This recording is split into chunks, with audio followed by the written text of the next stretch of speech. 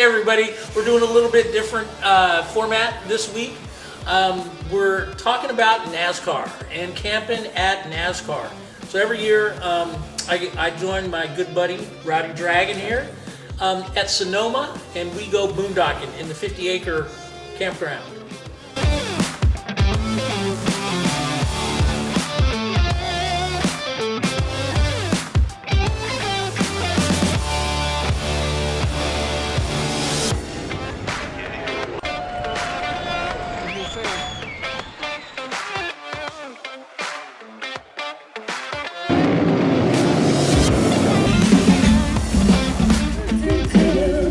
All right, so first off, I think what I'd like our viewers and subscribers to know is, how long have you been going to NASCAR and camping?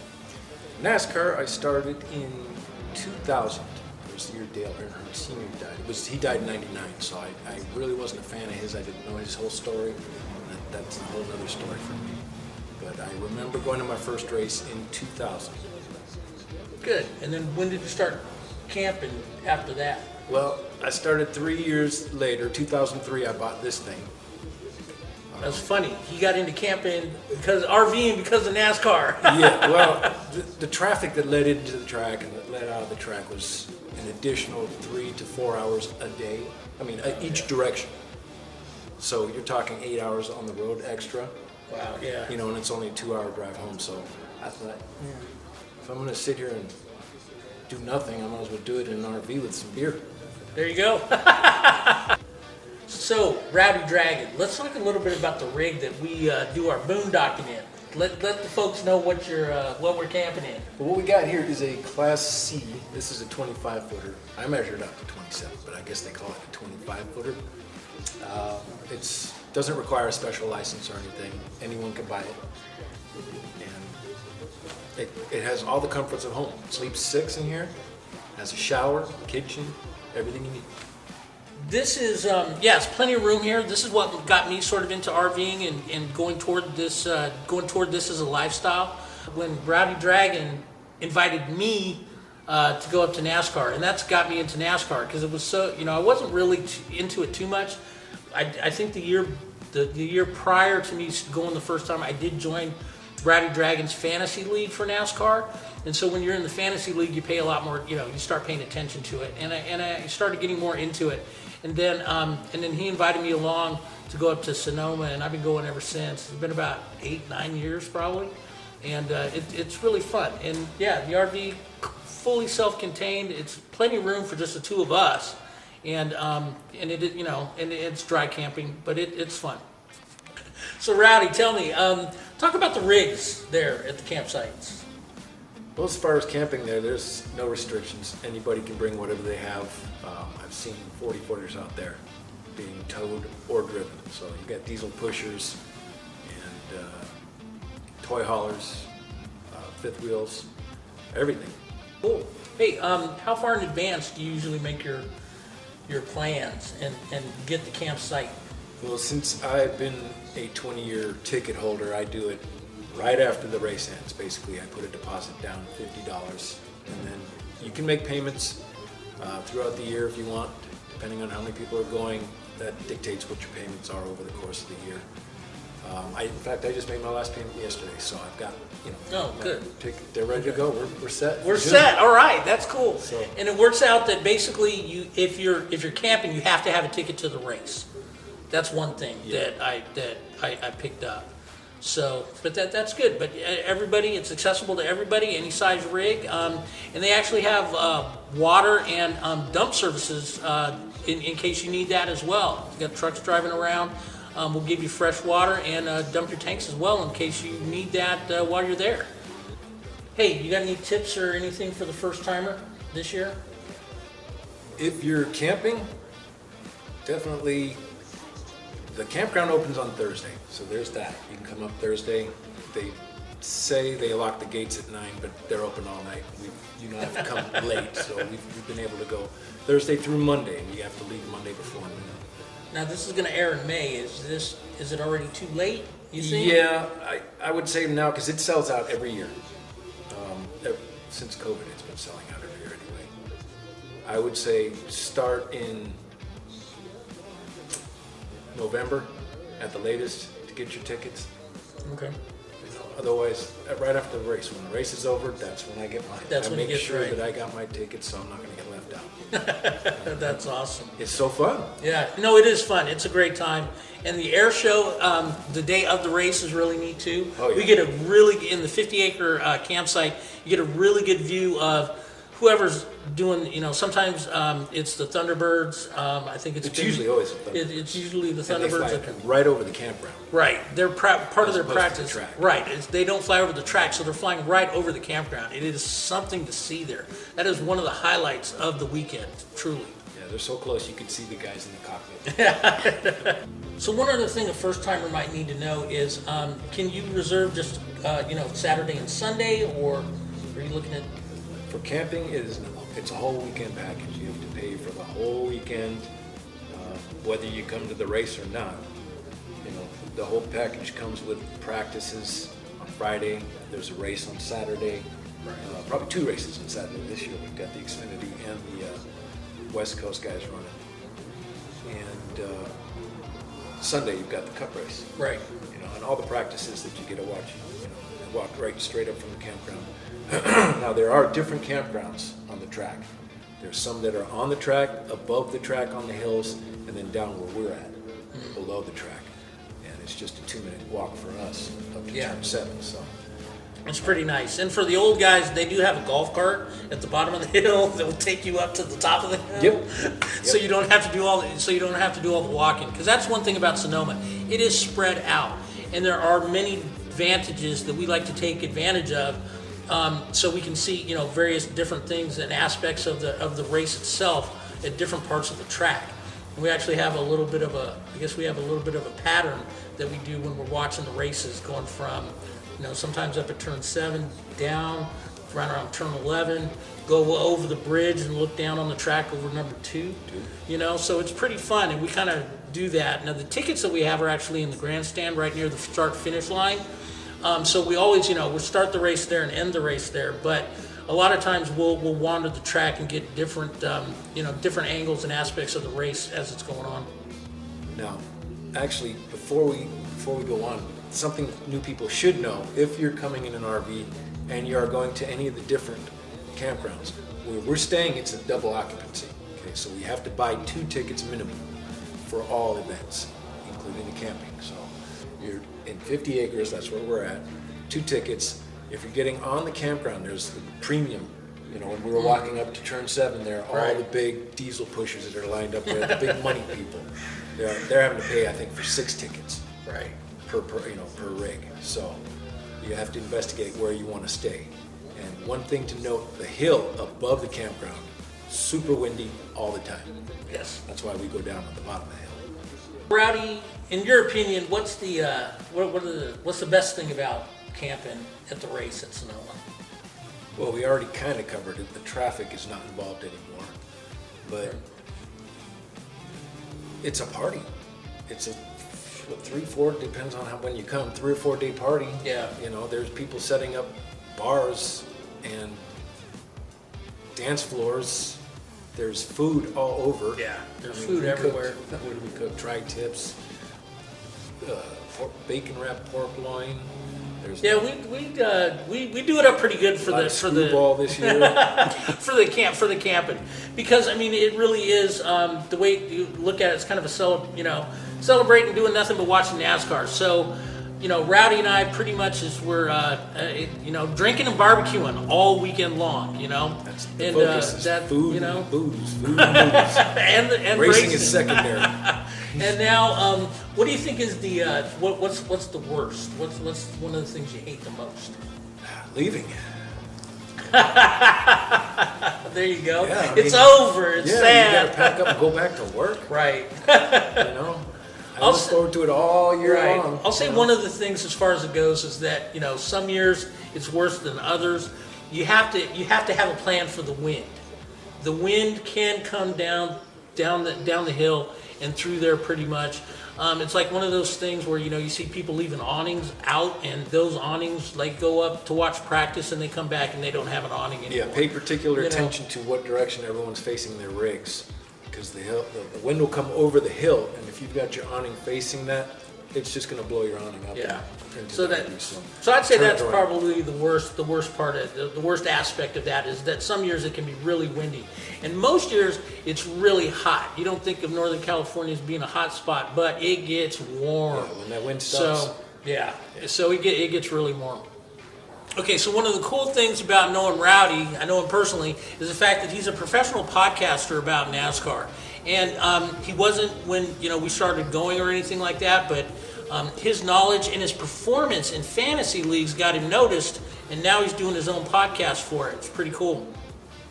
Yeah, that's exactly what happened. I've been playing. Basically, fantasy is what got me into NASCAR. I really had no interest in NASCAR. To me, I was that guy. Oh, the cars are turning left. The cars are turning left. That was me. Okay, I was there. But then I discovered fantasy NASCAR. And that gives you got a new favorite driver every week. Right. And so in that you learn NASCAR really quickly because you got a new driver. Like I said, new driver every week. You're learning every driver at every track. Trying to get and points. if you're trying to learn, you're going to do a little more homework. Okay, so I did a lot of homework. he got into it way more than your average person. That's why he's a professional podcaster about it now. Yeah. He's actually got 2 podcasts. Right. Got 2 podcasts. You got Rowdy Dragon's Sportsbook and The Final Lap Weekly. Final Lap Weekly. There you go. So it is pretty awesome. And it was kind of the same thing. Until I got into the fantasy, I didn't get into it as much. And it is very interesting. I mean, it's more intricate than you think. It's not just guys turning left. Well, it is a bunch of guys turning left at 200 miles an hour. But there's a lot more to it than that when you talk about these guys driving in a pack. While playing chess at 150-degree temperature. Yeah, it's something else. It's way interesting, and it's fun to go to. It really is fun to go to. It's like any other sporting event. If you go to it live and see it live, I think you have you get a better bond with it. I guess, or you like it more. Yeah, try it. I mean, you don't have to go to NASCAR specifically. Try your local racetrack. Yeah. If you have something local and you haven't seen a race, go check it out. If you're gonna like it, you're gonna like it. If you're not, you're not. But that's what happened to me. I went up to Laguna Seca and I was watching the CART FedEx Series back then. First time I saw a car bang gears up the hill at 200 miles an hour past me, I was sold. I was done. Very cool. Racing. Yep. Just to let you know, we're going to link in the description below how to get to Rowdy Dragon's, both his podcasts, so you can get some information and see, about joining a league and getting into it. It's really fun. You got any other pro tips for watching the race at Sonoma? I think one is Bring sunscreen. Bring sunscreen, because no matter where you sit, except for the grandstands, unless you're in the suites in turn 12. Oh yeah. Well. But the grandstands after 1 o'clock, we're covered by shade. But anywhere else on the track, turn 7, 8, 9, 8 and 9 particularly, you're facing the sun all day. So bring a hat, sunscreen, water. Plenty of water. Yeah. Turn 7 is a good track, a good corner to sit at. That's where there's a lot of melee, a lot of guys running into each other, spin outs, whatnot. That's a good corner to sit at. Grandstands is real good because you can see a lot of the track portions. And we can't see when they go up around 2 and 4. You can't we see can it see there. them coming down the hill from 7 all the way down Around into 11, and back up. to 1. Yep. So now my seats in the grandstand, I got those because we're sitting on the end looking right down over Winter Circle. Yeah. Winter Circle is gone now. They put it way Yeah. out in the front stretch, which is about a mile away from where we were sitting. I'm hoping that they bring it back over now that COVID's done, and they bring it back over. But I don't think so. I'm not I was sure that just they're there gonna. and they I'm did- not gonna do that. Yeah, I was just there and they haven't painted it up and everything's still gone. It's still gone. Okay, so yeah, that's unfortunate. That used to be really fun to be able to watch the winter right there and just get some pictures right over that. Pictures. Hell, I got Clint Boyer's towel, his sweaty towel. He threw that sucker. I got that. And then, what do you think about what are some of the downsides, or what don't you like? Well, the sun again. Right. You're not getting out of there with no sunburn. Right. You're gonna get a sunburn. So, like again, I said, just prepare for the sun because it's a long weekend. I mean, 2 races yeah. in one day will just, it'll just Yeah. suck it right out of you. And if you're going to watch practicing and qualifying, you're on the track 8-9 hours. You Yeah. know, and that's in full sunlight, especially if you're walking the track. Because we rarely sit in our seats for. Oh, for any of that, and we'll do that in race day, but generally the couple of days before we're not in. We're walking the track. We're walking the track. Trying to get. And that's into what pit you do. lane. You walk the track. Right. Because there's a lot of stuff surrounding the track. You got the haulers outside selling their swag. There's a lot of food vendors in there selling Yep. stuff. It is kind of pricey. That is kind of one of the downfalls there. So Yeah, a little either bit. bring, if you're camping, you can bring all your own stuff. You don't have to worry about that. But if you're going just for the race and you're not bringing any food with you, bring a few extra dollars because you're looking at $11 a beer. Yeah, something like. Okay, I got to say one of the things that I like about the camping that I've noticed is the fact that we have a lot of stuff as far as food and beverages in the camper. We don't have to worry about that outside because the concessions are a little. I mean, that's like any other sporting event. The concessions can be expensive, and if you don't have your own food and water, and you have to buy everything, it can get spendy. It really can. The ticket pricing is reasonable, so that makes up for some of it. But yeah, as with any sporting event, you're going to pay. If you want to eat there, you're going to pay. Right. It's $11 a beer, probably same thing, $10-11 for a sandwich burger, or whatever yeah. burger. So one person, you're not going to get out of there for less than $20 for a meal. So At least, and if you're there probably still going to be hungry. right, and if you're there longer, you're gonna, it's for me anyway. It would be a couple of meals if I'm there during the day. If I'm there during the day. And also one of the things, one of the aspects is that you can, besides the basic ticket that you get when you buy your camping stuff, is you can upgrade your ticket to VIP to try to get a pit pass. Now we've done that once where I got to go on the go down to the pits during the race. It was really fun. And in the garage. Yeah, and the garage. That was area is real cool. really fun. I've met a few drivers doing that, so Yeah. that's a real good upgrade. If you really want to get into something like that, the red carpet is a real good way to get some signatures, driver signatures. That's the pre-race where their driver introductions are going Right. on. And then I mean, I'm as not far sure if they're doing the stage anymore where Right. they introduce the drivers or not, but if you can get into the driver introductions, definitely do that. But the driver meeting is the red carpet. right, So and that's where you can get a lot of. it's really fun. I mean, the upgrade as far as goes, because I am a fan, I feel that the upgrade is worth it for that. I mean, sometimes you buy an upgrade or a VIP thing, and you're let down. That I would it's, say wait, get into it. Get a favorite driver. Right. So you're not standing in front of Richard Petty, for instance, not knowing who he is. I took another buddy of mine his first time, and that's what happened. I'm talking with the king. Right. This is Richard Petty, the king. But he had no clue who he was. You don't understand the greatness you're standing in front of right now, man. Okay, so let's get into this. I'm sitting here with a professional podcaster, Rowdy Dragon, and I'm going to ask him, who should we be looking out for this year? Who are we looking at? Oh, for starters, Kyle Larson.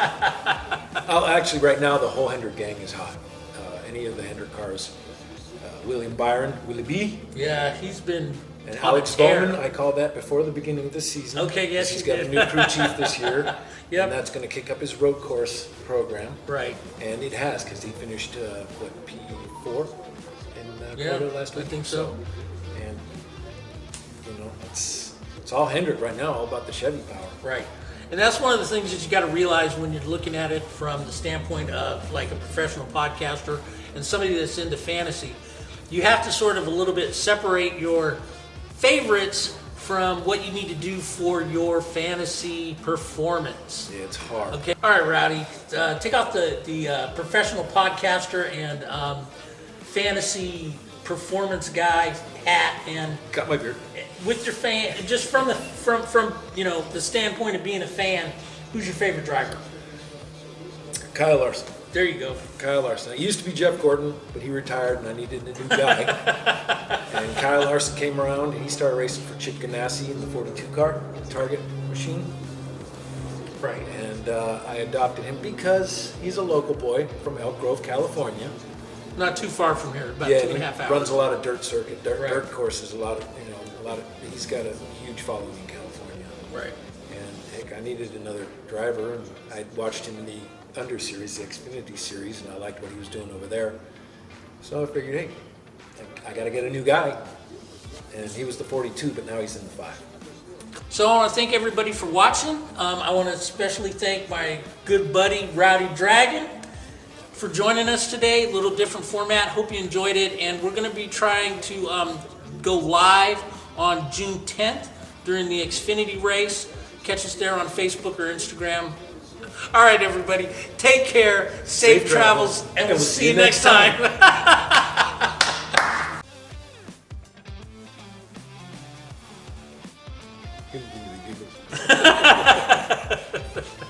All right, thanks for joining us today. Hope you enjoyed the clips and the podcast, the vlog.